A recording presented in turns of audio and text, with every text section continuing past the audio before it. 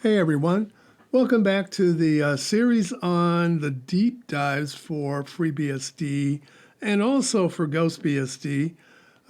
Today we're gonna dive into jails for FreeBSD. Yeah, last time in the last video we talked about firewalls and specifically how to set up PF for networking and also to set up a NAT, which is what we're going to be using, is the private network that we created in the PF video. So make sure that if you've seen that video and you have that set up before you begin. So we're going to be talking about both thick and thin. We're going to start with thin today, and then I'll end with a discussion on thick. So before we start, let's do the responsible thing. And let's create a ZFS environmental snapshot so that we have a place that we can divide off. Now, if you remember, it's BE control or BE admin to do this.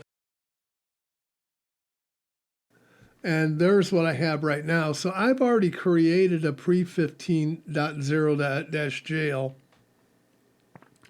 You can do that if you don't have one by simply, actually what I should do is do a post here, but is to create a pre, and that's all you need. And then it'll create, the ZFS environmental snapshot. So make sure that your PF firewall is running.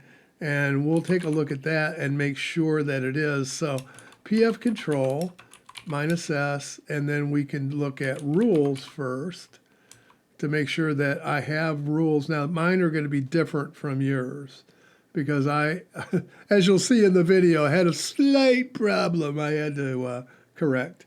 So the other one is that we want to look at is NAT, this is the important piece, which allows me to configure a network that's used by the jails. Let's check the status and make sure it's up and running, and yes, it is. All right, so let's go ahead and create one. We'll call it, and we'll call it pre-jail 15.0. Well, let's see. Let's do it this way. Pre-15.0 plus jail. How's that?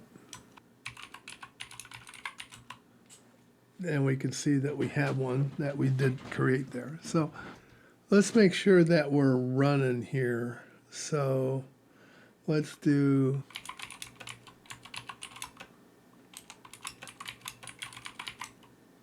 There we go. There's our rules from last time.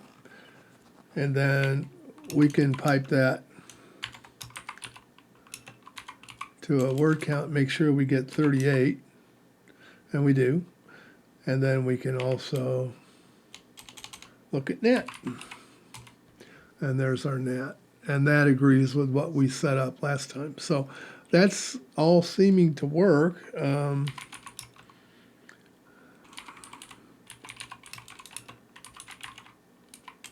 And then this should show us that it's running. So, okay, we're all good to go.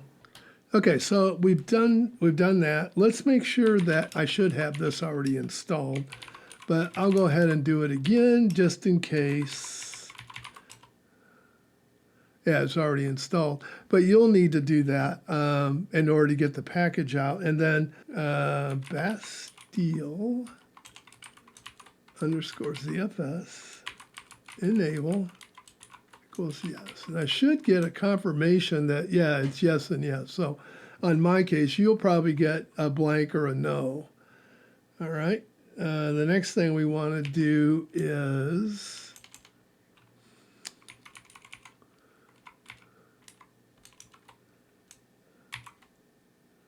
this is the name of my pool. So I want to define that to Bastille. And again, it's the same Yeah, it has it. And then we'll want to do a Bastille setup. So it's going to go through and do all that. Let's see. Yeah, ZFS has already been configured. Is that right?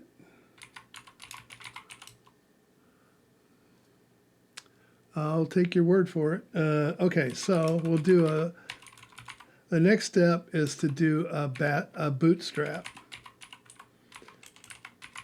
And this is the version of the FreeBSD that I want. And it's downloading it.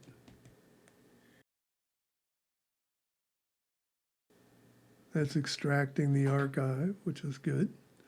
And we're successful on that. The next step, once we have the bootstrap, let's just see what we've got here. So you can see that it built out all of these backups, cache, jails, releases. Bastille does a lot of work for you. And so we could do this with jails, but yeah, why do that? Let's do it the easy way. So let's, I'm going to create a test jail. I'm just going to call it test jail 2. Well, let's just call it test jail 15. This is my release. Remember, that's what I brought down.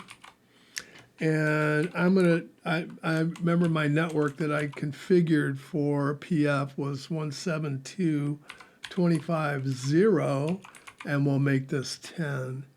We'll assign a IP address to it. Oop. I did something wrong. Oh, it's a dot.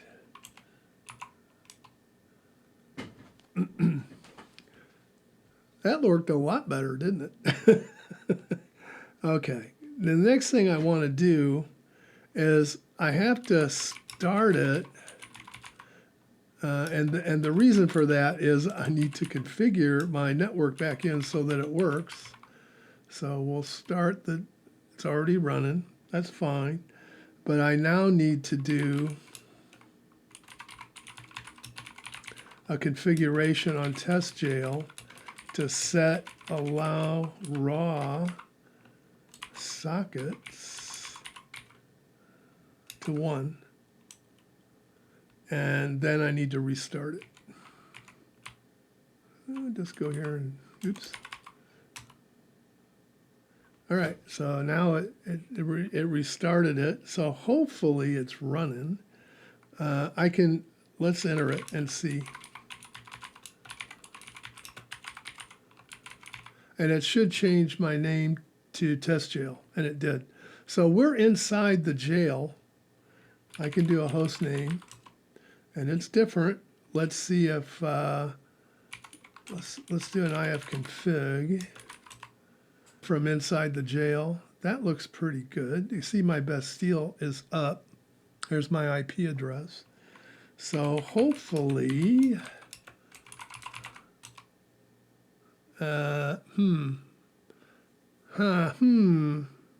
Okay, so the next thing we need is let me get out of here for a second, and we'll go edit the file. This is the PF control. This is for PF. I need a couple of things that I've added here, and the first one is that. I need a pass quick on Bastille 0 all. Bastille 0 is a loopback device for the network. So it's how this jailnet gets implemented. The other thing I need is, okay, those are the same, but down here I have 2 more. Pass in quick from $jailnet, that's this right here, to any keep state, and then pass out. Without that, you'll get no response from your network. So the last thing we want to do, so this needs a restart in order for PF to be used. So I've already restarted it, but you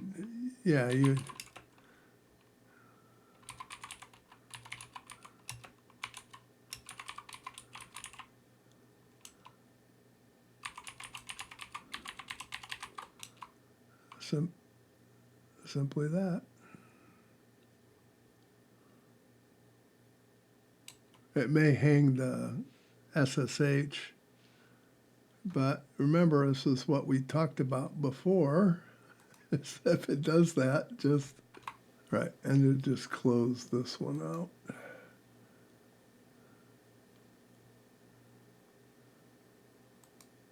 Okay.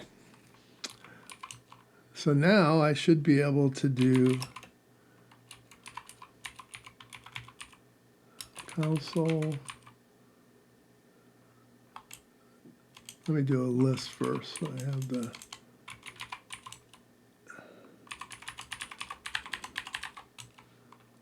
okay. So I have two, and the one I want to do this on is either one of them. So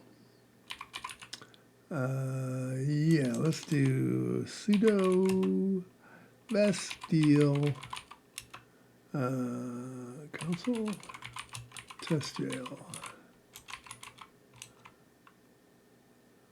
And I'm in. So we'll do a host name. We'll do an ifconfig to make sure my network looks good, and then we'll try to ping. And we're good. So that's working. Now, this is the thin one. Let's go check the thick.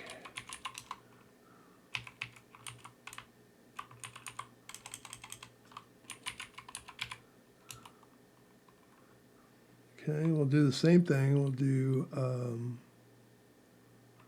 hostname, ifconfig. I'm making sure that, yeah, there's my Bastille. It's in here.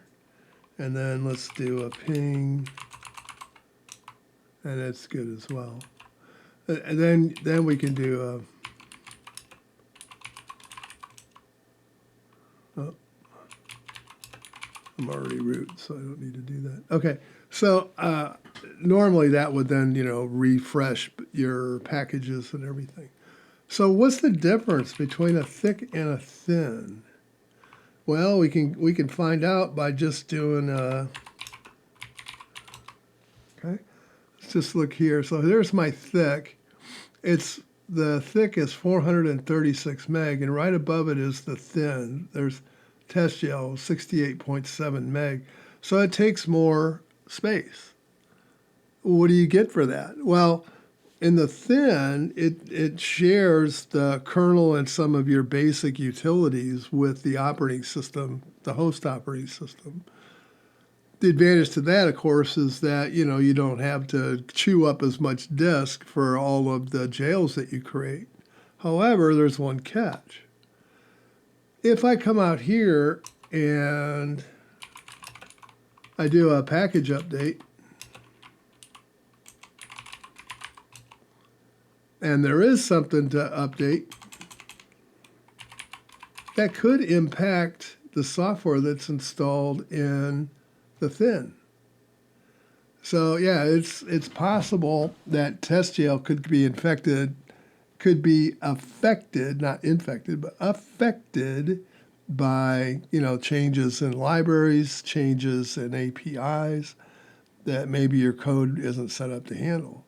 So then thick, however, preserves your environment. Doesn't matter what you do to the host operating system. Doesn't matter if you update the kernel. Doesn't matter if you update all the utilities, because it updates separately. So you can have, and that allows you to have older versions of BSD, let's say, running in those containers. Now, a jail is not really a container, not in the Linux sense. It's far superior to that. It's a virtualization layer. It's very much similar to the Solaris zones. Jails came out in 2000, I think, and so that would be with, I think it was beta on FreeBSD 4.0, and then it became the production ready on 4.1. Solaris Zones came out about 5 years later. Sun they liked jails, but they wanted to take it to enterprise, and so it needed additional features and robustness that enterprises would demand. So they built those into zones. Over the years, Jails has brought some of those, not all, but some of that code back into itself. I would recommend using Bastille to set it up simply because it does a lot of the other work for you. You can certainly do this with Jails, and you will certainly learn more about how your system works. But yeah, it's going to be different. It's going to be a lot different. So that's all I had on getting thick. Oh, how to how to do this. Let's see. This is to set up a thin, right? And I would pass it what you want the network mask to be, which you certainly can. If you want to make this a thick, so I'll name it something different. My thick, all it needs is a minus capital T. That's it. That's the difference between a thick and a thin. Next time we'll talk about beehives or behaves. So that's all I had for today. Hope you enjoyed the video, and see you next time.